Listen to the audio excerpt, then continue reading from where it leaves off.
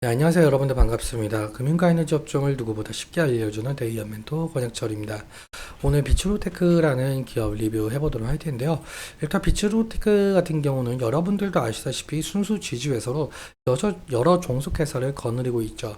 여러 종속회사를 통해서 전력기기 사업과 전지 사업 그리고 특수 사업을 지금 영위하고 있는데요. 오늘 말씀드릴 내용은 이 비츠로테크의 여태 이슈 총정리입니다.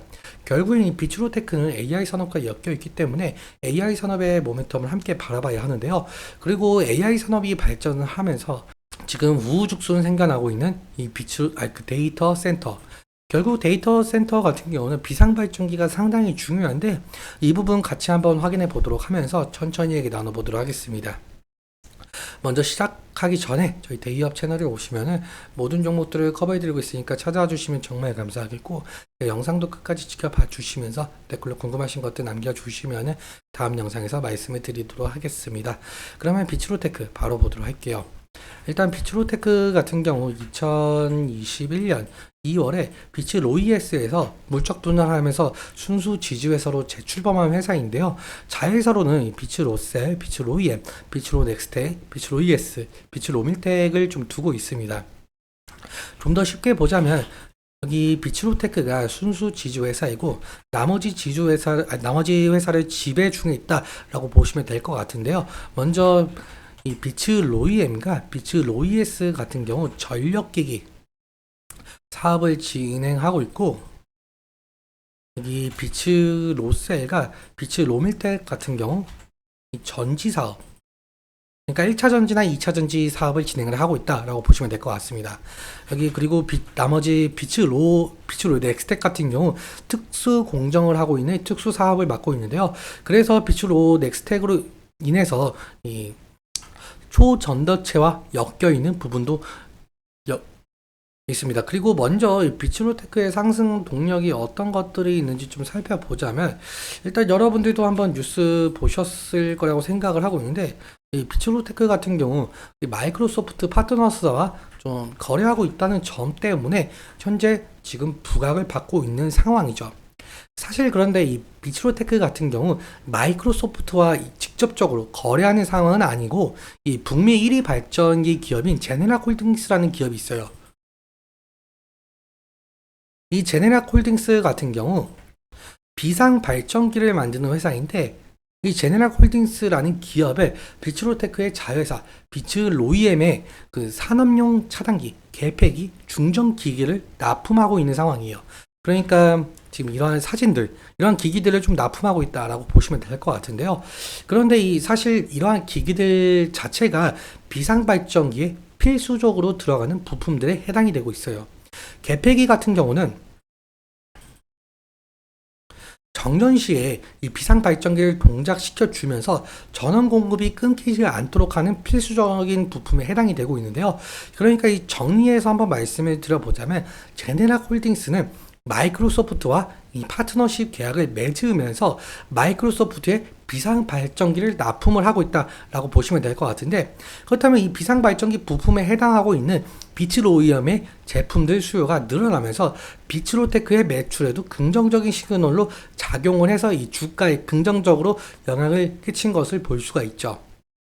그런데 사실상 마이크로소프트가 비상 발전기 수요를 늘리는 데에는 이유가 있는데요. 한번 그 이유에 대해서 한 말씀을 드려보자면, 여러분들도 아시다시피 지금 현재 AI 산업으로 인해서 연관되어 있는 산업이 좀 화랑을 띠고 있는 상황인데, 그 중에서 당연하게도 눈에 띄는 건 이 전력 사업이 아닐까 생각을 하고 있습니다. 일론 머스크 테슬라 최고 경영자도 마찬가지로 결국에 AI 기술이 발전을 하려면 전력망 확충이 필수적이다라고 말을 하고 있는데요. 왜 그러냐라고 해본다면, 결국 AI 서비스 같은 경우는 데이터 저장이 필수예요. 그런데 이 AI용 데이터 센터 같은 경우 전기를 잡아먹는 하마라는 점인데, 예를 들어서 이 챗 GPT 같은 경우 지금 구글 검색기보다 3에서 30배나 많은 전력이 필요하죠.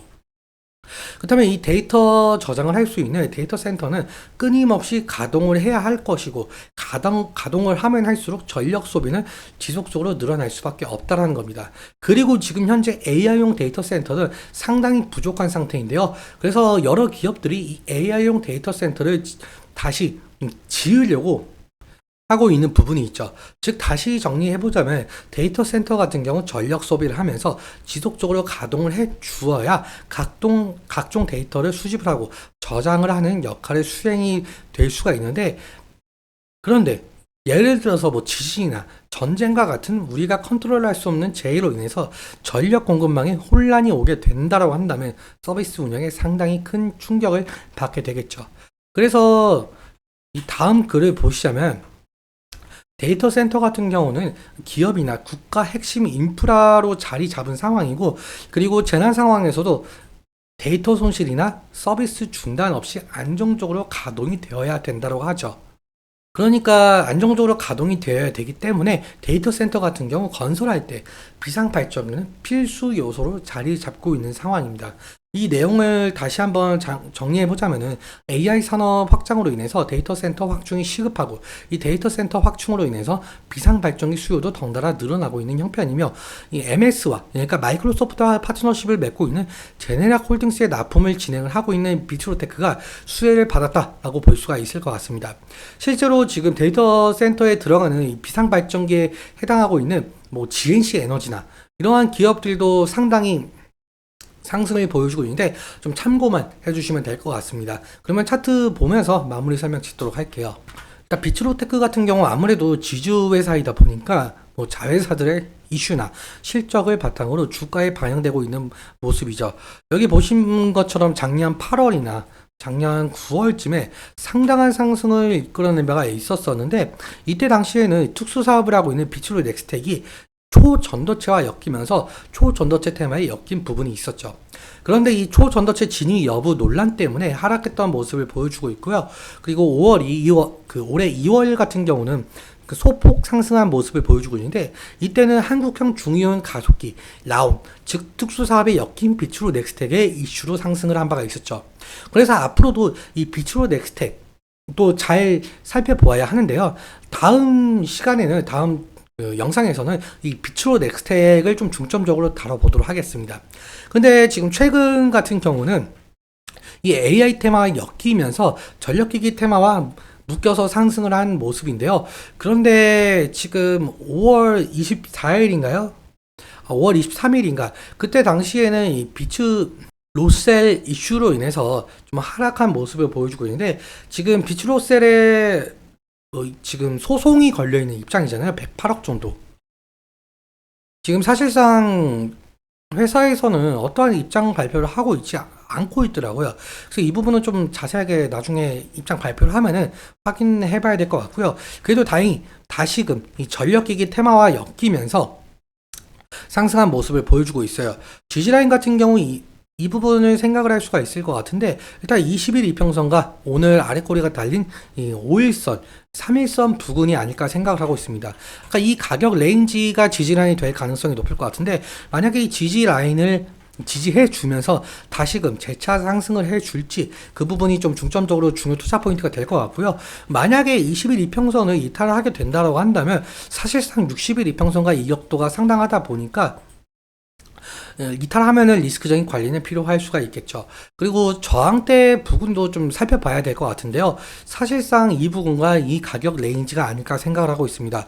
지금 작년 8월과 9월쯤에도 결국 이 라인을 돌파를 해주지 못하는 흐름을 보여주고 있어요. 그리고 이번에 전력기기 테마와 엮이면서도 5월 13일에 이 부분을 결국은 돌파를 해주지 못하고 윗꼬리가 달리면서 하락한 모습을 볼 수가 있죠. 과거 차트로 보았을 때 딱 이 부분이 아닐까 생각을 하고 있습니다. 예전 2021년 상승 시 때 이 부분을 결국 돌파를 해주지 못했거든요. 그렇다 보니까 이 가격 레인지 때 저항대가 일어날 수 있다라고 볼 수가 있고, 그래서 상승 시마다 이 차익 실현 매물이나 원금 보증이 나올 수가 있다는 점, 이 부분 염두에 두시면서 현명한 투자하셨으면 좋겠습니다. 오늘 내용 여러분들께 도움이 되셨다면 구독과 좋아요 부탁드리고, 그리고 말씀드린 내용과 차트적인 부분에 대해서는 제 개인적인 견해가 많이 껴있다 보니까 여러분들의 주관적인 견해와 함께 투자를 현명한 선택하셨으면 좋겠습니다. 오늘도 시청해주셔서 감사하고, 지금까지 멘토 권혁철이었습니다. 감사합니다.